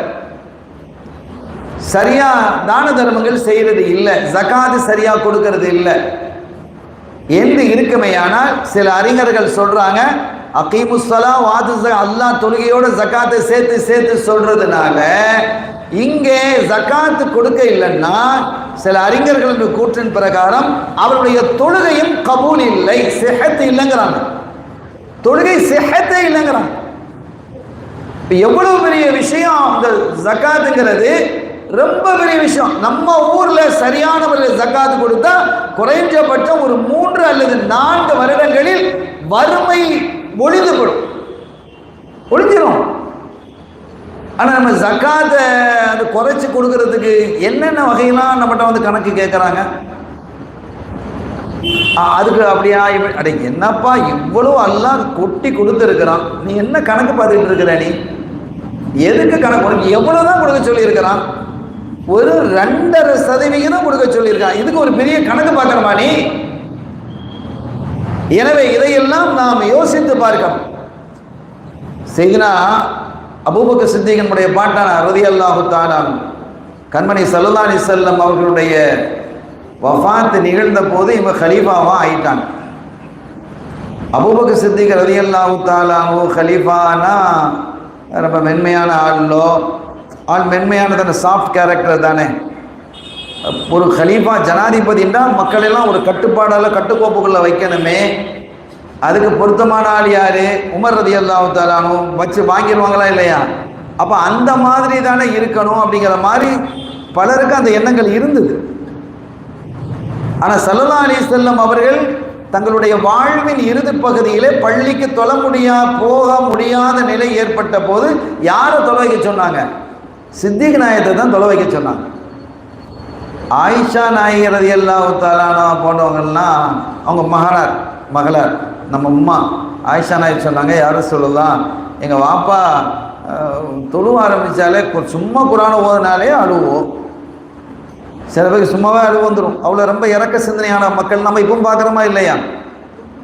ஏதாவது பழைய காலத்தில் உள்ள செய்தியை சொன்னால் போதும் அப்படியே அழுதுருவாங்க. பெரிய ஆக்கள்லாம் நம்ம பார்க்குறோம். சில ஆக்களை போய் உட்காந்து பேசும்போது பாப்பா அவங்க வாப்பாலாம் இருந்தாங்களே அப்படின்னு சொல்லி அப்படியே அழுத ஆரம்பிச்சிருவாங்க. அப்போ இந்த மாதிரி ஒரு இறக்க சிந்தனை உள்ளவங்க சித்திக் நாயகம் குரான் ஓதும்போது ராத்திரி நின்று தொழும்போது ஒரு ஆயத்தை ஓதுனா அந்த ஆயத்தை ஓதி முடிக்க முடியாமல் அப்படியே அழுதுகிட்டே இருப்பாங்க. இப்படிலாம் இருக்கிறது அவங்க மகளார் ஆயிஷா நாயகி தெரியும். இப்போ யாரும் சொல்லலாம், நீங்கள் எங்கள் வாப்பாவை தொலை வைக்க சொல்கிறீங்களே, அவள் போய் இந்த தலைப்பா கட்டி நின்றா என்ன பாடுபடுவாளோ தெரியலையே, அழுதுகிட்டுல இருப்பாங்க, தொலை வைக்க முடியாது அப்படிங்கும்போது ஸல்லல்லாஹு அலைஹி வஸல்லம் மறுத்தாங்களா இல்லையா? நீங்கள் என்ன யூசுப் அலைஹிஸ்ஸலாம் காலத்து பொம்பளை மாதிரி உட்காந்துக்கிட்டு பேசிக்கிட்டு இருக்கிறீங்க, விடுங்க அபூபக்கர் தொலை வைக்க சொல்லுங்க ரலியல்லாஹு தஆலா சொன்னாங்க. இப்போ அபூபக்கர் சித்திக் நாயகம் என்ன செஞ்சாங்க? ஆட்சிக்கு வந்துட்டாங்க. அந்த காலம் எப்படி இருந்தது தெரியுமா? ரொம்ப ஆபத்தான காலம். ஸல்லல்லாஹு அலைஹி வஸல்லம் வஃபாத்தான போது இஸ்லாம் ரொம்ப பாரதூரமான ஒரு நிலைக்கு தள்ளப்பட்டது. ரொம்ப பெரிய ஆபத்தான நிலைக்கு தள்ளப்பட்டுடுச்சு. பெரும்பாலான மக்கள் சொன்னாங்க, நாங்க ஜக்காத்து கொடுக்க மாட்டோம்னாங்க. ஜக்காத்து இனிமேல் எங்களுக்கு கடமை இல்லை, ஜக்காத்து நாங்க கொடுக்க மாட்டோம் அப்படின்னு என்ன செஞ்சுட்டாங்க? ஜக்காத் தர மாட்டேன்ட்டாங்க. அது ஒரு ஆயத்து, خذ من أموالهم صدقة تطهرهم وتزكيهم بها وصل عليهم إن صلاتك سكن لهم. அல்லாஹ் சொல்றான், நாயகமே خذ من أموالهم அவர்களுடைய பொருள்களில் இருந்து சதக்கான மட்டும் நினைக்க கூடாது. கடமையான சதக்கா என்றால் ஜகாத். ஜகாத்துக்கு சதக்கான பொருள் இருக்கு. அப்ப கடமையான ஜகாத் இருந்தால் ஜகாத், சதக்கான்னு சொன்னா ஜகாத். எனவே நீங்க அங்கிருந்து ஜகாத்தை நீங்க எடுங்க. அப்படி நீங்கள் எடுத்துக்கொண்டால் துத்தஹிரும் அவர்களை நீங்க பரிசுத்தப்படுத்துவீங்க, ஒரு ஜக்கீஹும் தூய்மைப்படுத்துவீங்க. யார் தூய்மைப்படுத்துறா? ஸல்லல்லாஹு அலைஹி வஸல்லம். மக்கள்கிட்ட ஜகாத்தை வாங்கிருங்க, ஜகாத்தை வாங்கி உரியவர்களுக்கு கொடுங்க அப்படின்னு அல்லாஹ் ரசூல் ஸல்லல்லாஹு அலைஹி வஸல்லம் சொல்றான். அப்படி நீங்கள் அவர்களிடமிருந்து வாங்கினா தான் நீங்க அவர்களை தூய்மைப்படுத்தியதாக பரிசுத்தப்படுத்தியதாக ஆகும். அப்ப யார் பரிசுத்தப்படுத்துறா? ஸல்லல்லாஹு அலைஹி வஸல்லம். அதோடு மாத்திரமல்லாமல் அடுத்து அல்லாஹ் சொல்ற பாருங்க, ஓ சல்லி அலைஹிம். சல்லி சல்லா உஸ்தல் தொழுறன்னு சொல்றோம்ல, இந்த இடத்துல துஆன்னு அர்த்தம். அவர்களுக்காக துஆவும் செய்யுங்க. இன்ன ஸலாத்தக உங்களுடைய துஆ சகனுல்லஹும் அவர்களுக்கு சாந்தியையும் அமைதியையும் தரும் என்று அல்லாஹ் சொல்றான். இப்ப இந்த ஆயத்தை வச்சுக்கிட்டு இப்ப ஜகாத்தை அல்லாஹ் யார்கிட்ட வாங்க சொன்னான்? ரசூலுல்லாஹ்ட்ட. ரசூலுல்லாஹ் என்ன செய்வாங்க? எங்களை தூய்மைப்படுத்துவாங்க, எங்களை பரிசுத்தப்படுத்துவாங்க, எங்களுக்காக துஆ செய்வாங்க. அந்த துஆ எங்களுக்கு அமைதியையும் சாந்தியையும் வளத்தையும் நலத்தையும் தரும். இது குர்ஆன் சொல்லு. இப்ப அவங்க கேட்குறாங்க, எல்லாம் முஸ்லிம்கள் தான், நாங்க ஏன் ஜகாத்து கொடுக்கணும்? ஜகாத் அல்லாஹ் யார்கிட்ட எடுக்க சொன்னா? ரசூல் ஸல்லல்லாஹு அலைஹி வஸல்லம் இல்லையே. இப்ப எங்களுக்காக அவங்கள மாதிரி வேற யாராவது துஆ செய்ய முடியுமா? ஸல்லல்லாஹு அலைஹி வஸல்லம் துஆவுக்கு ஈடாக வேற யாரு துஆவது வருமா? அவங்களுடைய துஆ அவர்களுக்கு நீங்க கேட்கிற துஆ அவர்களுக்கு சாந்தியையும் சமாதானத்தையும் தருன்னு அல்லாஹ் சொல்றான். சக்கன் அமைதியை தருகிறான். அப்ப அவர்களுடைய துவா இனி இல்லையே எங்களுக்கு, நான் யார்கிட்ட போய் ஜக்காத்தை கொடுக்கிறது? அதனால ஜக்காத்துடைய சப்ஜெக்ட் முடிஞ்சிருச்சுங்கிறான். பெரிய பிரச்சனை. இதோடு மாத்திரம் இல்லாமல் அங்கே இங்கே எங்க மதீனாக்கு வெளியில் அந்த ஊர்ல இந்த ஊர்ல எல்லாம் இஸ்லாத்தை விட்டு வெளியேறிட்டான், இஸ்லாத்தை விட்டு வெளியில போயிட்டான் தகவல் வந்துகிட்டே இருக்கு. எவ்வளவு பெரிய புரட்சிகரமான காலம் அது. அவன் இஸ்லாத்தை விட்டு வெளியில போயிட்டான், அந்த கூட்டம் வெளியில போயிடுச்சு, அங்க 100 பேர் போயிட்டான், அங்க 500 பேர் போயிட்டான். சும்மா 1 2 இல்ல, 100 500 1000 வெளியில போயிட்டு இருந்தாங்க. இவர்கள் எல்லாம் இதோடு மாத்திரம் இது ஒரு பக்கம் இருக்க, இஸ்லாத்துல இருந்து கொண்டே நாங்க தொழுவோம், எல்லா இபாதத் செய்வோம், ஜக்காத்து கொடுக்க மாட்டோம் அப்படின்னாங்க. அபூ சித்திக் நாயகம் உமர் ரலியல்லாஹு அன்ஹு கூப்பிட்டாங்க. உமரே, என்ன பண்ணிக்கிடலாம், என்ன ஒரு பெரிய புரட்சியா ஆயிடுச்சு, லேசான விஷயமா, கொஞ்சம் யோசிச்சு பாருங்க, எவ்வளவு பெரிய புரட்சி, எவ்வளவு பெரிய பிரளயம், இந்த நேரத்தில் நம்ம என்ன நடந்துக்கிடணும் அப்படின்னு கேட்குறாங்க சித்திக் நாயகம். சஹாபாக்கள் அழைச்சி கேட்குறாங்க. அப்போ உமர் ரலியல்லாஹு அன்ஹு யாரும் சொல்லுது, அமீர் சித்திக் நாயகத்தை பார்த்து, சித்திக் நாயகமே, இப்போ பிரச்சனை வேறு விதமாக போயிட்டு இருக்குது, இஸ்லாத்துக்கு எதிராகவே என்ன செஞ்சுக்கிட்டு இருக்கிறாங்க, மக்கள் திரும்பிக்கிட்டு இருக்கிறாங்க. ஸல்லல்லாஹு அலைஹி வஸல்லம் வஃபாத்துக்கு பிறகு ஒரு பெரிய குழு இஸ்லாத்தை விட்டு வெளியில் போயிடுச்சு, நஅூது பில்லாஹ். இனி அவர்கள் எல்லாம் ஏற்கனவே ஒரு பெரிய கூட்டம் முனாஃபிகள் இருக்கிறாங்க, அவனோட சேர்ந்துக்கிட்டு இஸ்லாத்தை மதீனாவை தாக்கணுங்கிற நிலைமையில் இருக்கிறாங்க. இதுக்கு இடையில ஜகாத்து கொடுக்க மாட்டோம் அப்படிங்கிறவங்களோடைய நம்ம பிரச்சனை பண்ணால் அது இன்னும் பெரிய பலகீனமாக போயிடும். அதனால் இவங்களை கொஞ்ச காலத்துக்கு விட்டு வச்சுக்கலாம், கொஞ்சம் விட்டு பார்க்கலாம் அப்படிங்கிற மாதிரி உமர் ரலியல்லாஹு அன்ஹு சொன்னதும் சித்திக் நாயகத்துக்கு கோவம் வந்துருச்சு. உமரே, எவ்வளவு பெரிய வீரரா இருந்தீரு, இஸ்லாத்துக்கு வர்றதுக்கு முன்னால எவ்வளவு பெரிய வீரர் நீரு, எப்ப கோழையா மாறினீரு சொல்லிட்டு அவங்க சொன்னாங்க ஒரு வார்த்தையை பாருங்க, யாராவது ஒருத்தன் ஒட்டகத்தினுடைய கயிறை தரமாட்டேன் என்று சொன்னாலும், ஒட்டகத்தினுடைய கயித்தை கூட நான் தரமாட்டேன் ஜக்காத்தா, மத்தன ஒட்டகத்தினுடைய கயிறு ஒரு 50 ரூபா பொருள் வைங்களேன், அந்த அளவுக்கு நான் ஜக்காத்தை தரமாட்டேன் என்று சொன்னாலும், லவ் காத்திலுக்குன்ன, நான் உறுதியாக அவர்களோடு போர் புரிவேன். போர் புரிந்து மன் ஃபர்ரக பைன ஸலாத்தி வஸ் ஸகாத், யார் தொழுகையையும் ஜகாத்தையும் பிரிக்கிறானோ அவனோட நான் யுத்தம் புரிவேன். ஒரு காலகட்டத்தில் சொன்னாங்க, சித்திக் நாயகம் அமைதியான ஆள், நம்ம பார்த்தோம் அமைதியான ஆள் தான், ஆனால் எந்த சமயத்தில் வீரமாக இருக்கணுமோ, கடுமையான முடிவு எடுக்கணுமோ அப்படி எடுத்து என்ன செஞ்சாங்க, இந்த இஸ்லாத்தை பாதுகாத்தாங்க. அவர்களை தவிர வேறு யார் இருந்தாலும் அந்த நேரத்தில் கலீஃபாவாக இருந்தாலும் பிரச்சனை தான். ஸல்லல்லாஹு அலைஹி வஸல்லம் அவர்கள் ஒரு அழகான சுட்டி காட்டுதலை நமக்கு சொல்லி தந்துட்டு போனாங்க, சித்திக் நாயகத்தை கலீஃபா வைங்கட்டு. நேரடியாக சொல்லலை தானே, சில ஆதாரங்களை என்ன செஞ்சாங்க, முன் கொண்டு வைத்தார்கள் என்பதை நாம் பார்க்க முடிகிறது. கண்ணியத்திற்குரிய பெருமக்களே, எனவே இந்த ஜகாத் என்பது மிக முக்கியமான. குர்ஆன்ல 23 இடங்களில் தொழுகையோடு சேர்த்து சேர்த்து சொல்லிட்டு இருக்கிறான். அடுத்தது அந்த ஜகாத்தை எப்படி கொடுக்கணும்னா, வாத்தல் மால அலா ஹுப்பிஹி வ யுத்இமூன தஆம அலா ஹுப்பிஹி, எப்படி கொடுக்கணும், விருப்பத்தோட கொடுக்கணும், விரும்பி கொடுக்கணும். அப்படி விரும்பி கொடுப்பது தான் சரியான இதாக அமையும் அப்படிங்கிறத நம்ம புரிஞ்சுக்கிடணும். அது அல்லாம என்னப்பா செய்யறது, இவ்வளோ பண்ணி காசை கொடுக்க வேண்டி இருக்குது, 1 லட்ச ரூபா வச்சிருக்கிறான், 1 லட்ச ரூபாய் கணக்கு பார்க்கும்போது 2500 ரூபா வரும், பெருசாக தெரியாது. 1 கோடி ரூபான்னு வைக்கும்போது 2 லட்ச ரூபான்னு வருது இல்லை, அப்போ அது பெருசாக தெரியும், அவனுக்கு பெருசாக தெரியுது. அப்போ இதெல்லாம் அதை சமாளிக்கிறதுக்கு எவ்வளவு இருந்தால்தான் மனுஷனுக்கு தேவைங்கிறது விட்டு போக செய்யுது, அந்த ஹமன் நப்சு. எனவே இதையெல்லாம் நாம் என்ன செய்யணும், மிக கவனமாக உணர்ந்து கொள்ளணும். ரெண்டாவது, இனி முக்கியமான இன்னொரு விஷயம், சில மனிதர்கள் இருக்கிறாங்க, நல்ல மனிதர்கள் தான், ஜகாத்துக்கு தகுதி உடையவர்களாக இருப்பாங்க, ஆனால் உடல் நல்ல ஆரோக்கியத்தோடு இருப்பாங்க, நல்ல வலிமையாக இருப்பாங்க. ஆனால் அதே சமயத்தில் அவங்க சம்பாதிக்கிறாங்க. சில பேருக்கு அது சம்பாதிக்க கை கூடாது, பாதிக்கிறீங்களா இல்லையா?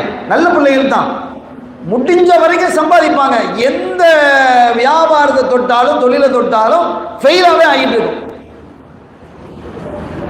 அப்போ அவங்க நம்ம ஜக்காத்து தேவைன்னு கேட்டு வந்தாலும் வைங்க, ஏன்னா உனக்கு கை காலம் நல்லா தானே இருக்குது, என்ன ஜகாத்து கேட்டு வர்றான் அப்படின்னு சொல்லக்கூடாது. சொல்லக்கூடாது. உனக்கு கை காலம் நல்லா தானே இருக்க, நீ உனக்கு என்ன ஜகாத்து நான் தரணும் அப்படின்னு கேட்காதீங்க. நமக்கு அவர் தொழில் பண்றாரு, ஆனால் தொழில் அவருக்கு போதிய அளவு இல்லை, அல்லது தொழில் பண்றாரு கடன் வாங்கி தொழில் பண்றாரு, கடன் அடைக்க வேண்டியது இருக்கு, அவருக்கு போதிய அளவுக்கு வருமானம் வரல, வேற தொழில் தெரியல, இருக்குமா இல்லையா? ஹஜ்ஜத்துல் வதா ஸல்லல்லாஹு அலைஹி வஸல்லம் ஹஜ்ஜுக்கு போயிருக்கிறாங்க. ஒரு கட்டத்தில் அவங்க என்ன செய்யறாங்க அப்படின்னா ஜகாத் பணத்தை பிரிச்சு கொடுத்துக்கிட்டு இருக்கிறாங்க. அப்ப 2 பேர் அங்க வர்றாங்க. அந்த 2 பேரை அறிவிக்கிறாங்க பாருங்க. ஃபரஃபா இலைனல் பஸரா வ ஹஃபலஹு. அந்த 2 பேர் ஃபரானா ஜில்தைனி. நாங்க 2 பேர் ஸல்லல்லாஹு அலைஹி வஸல்லம் அவங்ககிட்ட ஜகாத் கேட்டு போனோம். அப்படி கேட்டு போன போது ஸல்லல்லாஹு அலைஹி வஸல்லம் அப்படி ஒரு பார்வைகளை பார்த்தாங்க. அப்படி ஒரு பார்வை பார்த்துட்டு அப்படி தலையை தாழ்த்திக்கிட்டாங்க. ஏன்னா எங்க ஃபரானா ஜில்தைனி, நாங்கள் எப்படி இருக்கிறோம்னா நல்ல வாட்டு சட்டமாக இருக்கிறோம். நாங்கள் 2 பேருமே நல்ல ஆஜான் பாகுவாக இருக்கிறோம். சும்மா அப்படி கம்பீரமாக இருக்கக்கூடிய 2 பேர் ஜகாத்து கேட்குறாங்க. ஸல்லல்லாஹு அலைஹி வஸல்லம் அப்படி ஒரு பார்வை பார்த்துட்டு எல்லாமே ஒரு முன்மாதிரி அழகான வழிகாட்டுதல். அதுக்கப்புறம் சொல்றாங்க ஃபகால இன் ஷுதுமா அஅதைதுகுமா. உங்களுக்கு ஜகாத்தா வேணும், ஜகாத்தானே கேட்குறீங்க? ஆமாம் நாயகமே, நீங்கள் வேணும்னு கேட்டால் நான் தர்றேன், நீங்கள் வேணும்னு கேட்டால் நான் தர்றேன். ஆனால் ஒலா ஹல்லி கனியின், கனிக்கு இது இதில் பங்கு கிடையாது. கனின்னா யாருன்னு கொண்டால் தன்னுடைய தேவையை பூர்த்தி செய்யக்கூடிய கனின்னா பொதுவாக செல்வன் தான் அர்த்தம். செல்வந்தன் சொன்னா இந்த இடத்துல என்ன அர்த்தம்னா அவருக்கு 200 ரூபா நம்ம சொல்லிட்டு வரோம். உதாரணத்துக்கு சொல்லியிருக்கோம், ஒரு நாள் தேவை 200 ரூபா, 200 ரூபா அவருக்கு கிடைக்குது, அவர் கனிதான். எனவே வலா ஹல்லி கனியின், தன்னுடைய தேவையை பூர்த்தி செய்யும் அளவுக்கு உண்டான பங்கு ஒருவருக்கு கிடைச்சிட்டா அவர் இந்த ஜகாத்துடைய பங்கை எடுக்கக்கூடாது. வலாலி கவியின், இதான் சப்ஜெக்ட். வலாலி கவியின் முக்தசிபின், ஒருவருக்கு நல்ல கவியா இருக்கிறார், ஆஜான் பாகுவா இருக்கிறார், நல்ல உடல்நிலை இருக்கு, அவர் நல்ல முறையில் சம்பாதிக்கவும் முடியும், அவருக்கு ஜகாத்துல பங்கு இல்லை. என்ன சொல்ல வர்றாங்க? நீங்க விரும்பினா தர்றேன்னு வேற சொல்லிட்டாங்க.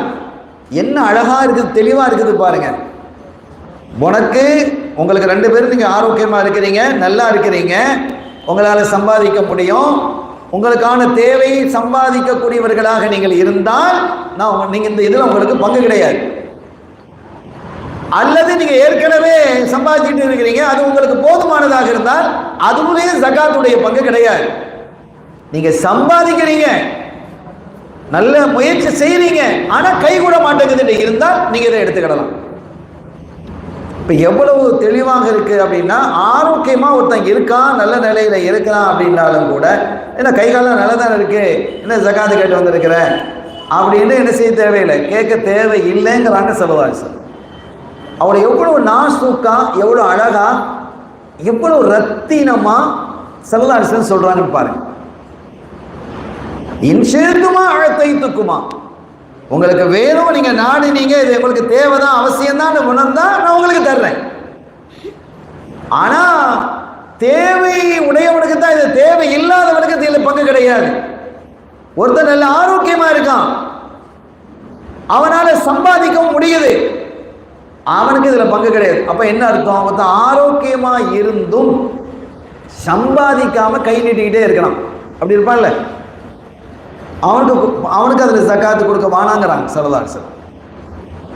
அவன் சம்பாதிக்கிறான், முயற்சிக்கிறான், முடியல, தொழிலுக்கு போறான், அங்க போறான், ஒண்ணுமே செட் ஆக மாட்டேங்குது, எதை தொட்டாலும் அவனுக்கு நஷ்டமாகுது, கடுமையான முயற்சி செய்யத்தான் செய்யறான், பரவாயில்ல.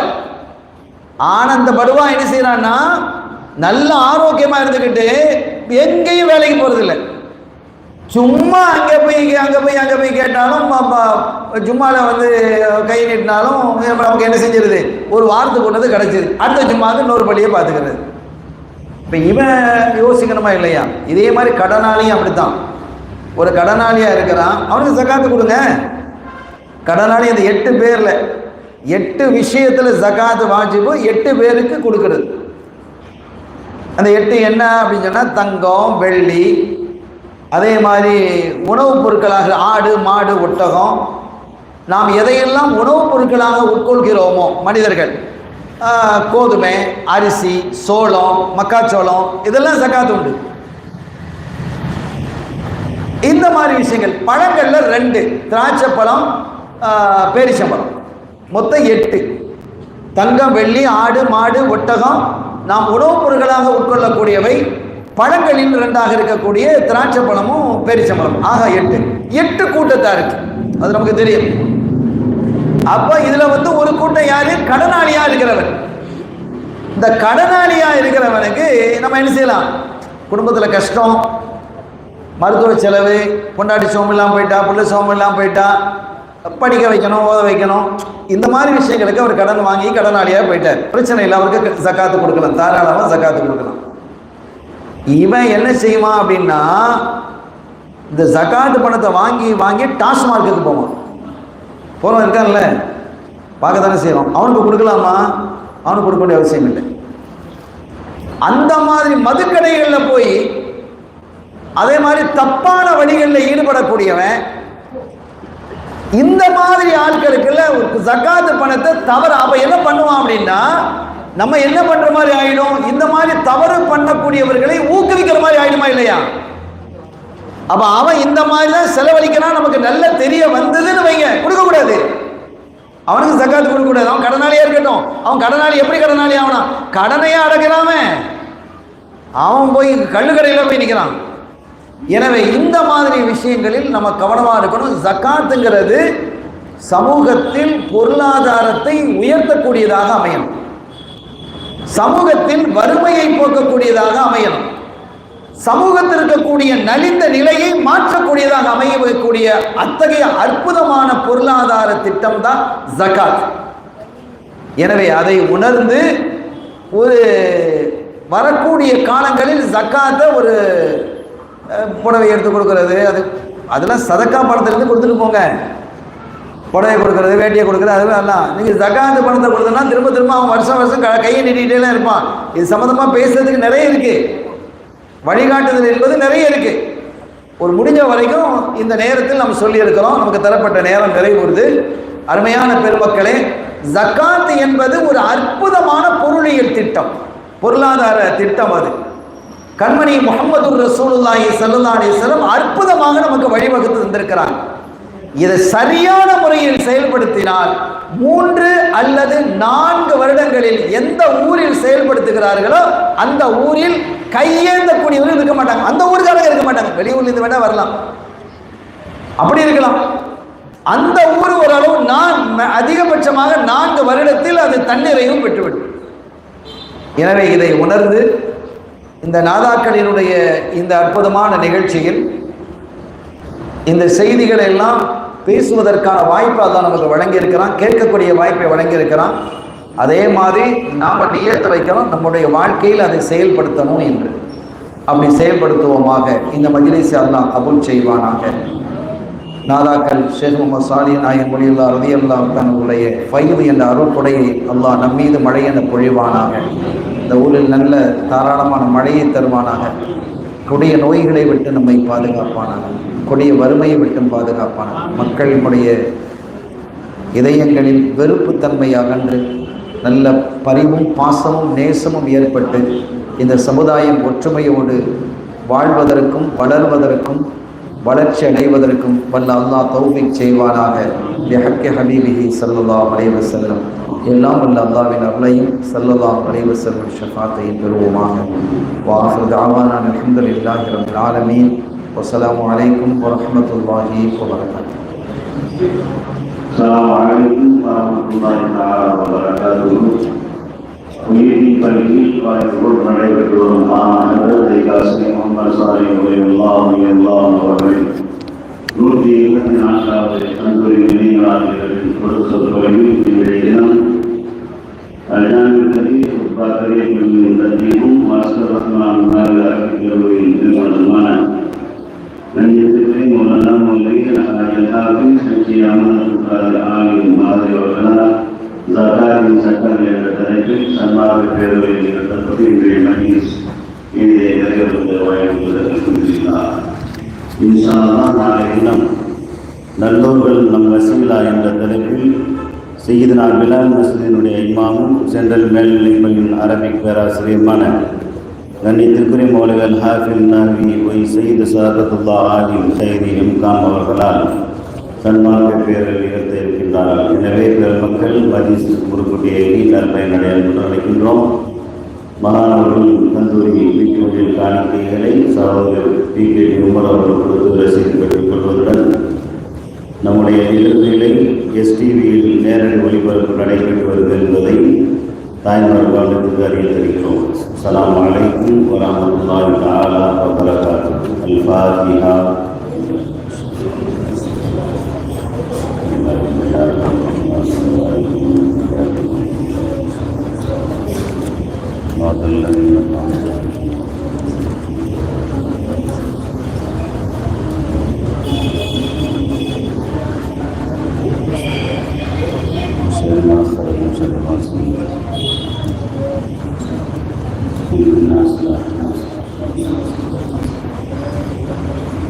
الحمد لله رب العالمين ما يوافي نعمك بالزيد وكنا يا كريم يا رحيم يا الله. اللهم صل وسلم وبارك على سيدنا ونبينا مولانا محمد وعلى آله وأصحابه سيدنا محمد وبارك وسلم عليه. اللهم اغفر لنا ذنوبنا وخطايانا كلها يا رب العالمين. اللهم بارك لنا اللهم خير حامد ورحم الراحمين. اللهم اصلح لنا بما زرع من ذلك الذي حبيبك واصلا ورحمة نازلة بركة شاملة وقدرة كاملة لا إله إلا نبينا وحبيبنا وشفينا وسيدنا ومولانا محمد صلى الله عليه وسلم خاصة إلى سيدنا وشيخنا وربنا ورسولنا المجيبين والقادر الجيلاني رضي الله تعالى قدس الله سره العظيم. إلى سيدنا وشيخنا ونشر الحسن بصالح الله تعالى قدس الله سره العظيم. إلى سيدنا وشيخنا قدس صاحب الأكبر سيد رضي الله تعالى قطب الزمان الشيخ عبد القادر صاحب الله تعالى وبني دجاج محمد صالح الله تعالى. ثم إلى وإسلام الأنبياء والأولياء والعلماء والفقهاء والصلاة والصديقين والشهداء والصالحين رضوان الله تعالى عليهم أجمعين لا إله إلا الله ولا خوف عليهم ولا هم يحزنون الذين آمنوا وكانوا يتقون. خصوصا من لقينا اللهم اغفر لهم وارحمهم وأحسن الله واشكر عليهم الله وقدهم ولقد الله عليهم وتقبل الله من حسناتهم وتجاوز الله سيئاتهم وغفر الله لهم وجمع الله بيننا وبينهم في جنات النعيم. اللهم اجعل قبورهم لك يا الجنان لا تجعل قبورهم قبور النيران. ربنا آتنا في الدنيا حسنة وفي الآخرة حسنة وقنا عذاب النار. ربنا ظلمنا أنفسنا وإن لم تغفر لنا وترحمنا لنكونن من الخاسرين. ربنا اغفر لنا ولوالدينا ربنا رب ارحمهما كما ربياني صغيرا. وصلى الله تعالى وسلم على خير خلقه سيدنا محمد وآله وصحبه أجمعين. سبحان ربك رب العزة عما يصفون وسلام على المرسلين والحمد لله رب العالمين. سبحان ربك رب العزة عما يصفون وسلام على المرسلين والحمد لله رب العالمين. آمين. سبحان ربك رب العزة عما يصفون وسلام على المرسلين رب العالمين. صلى الله على محمد صلى الله عليه وسلم. صلى الله على محمد صلى الله عليه وسلم. صلى الله على محمد يا ربي صل عليه وسلم.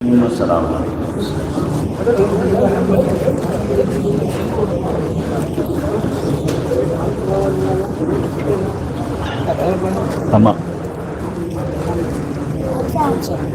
Dạ.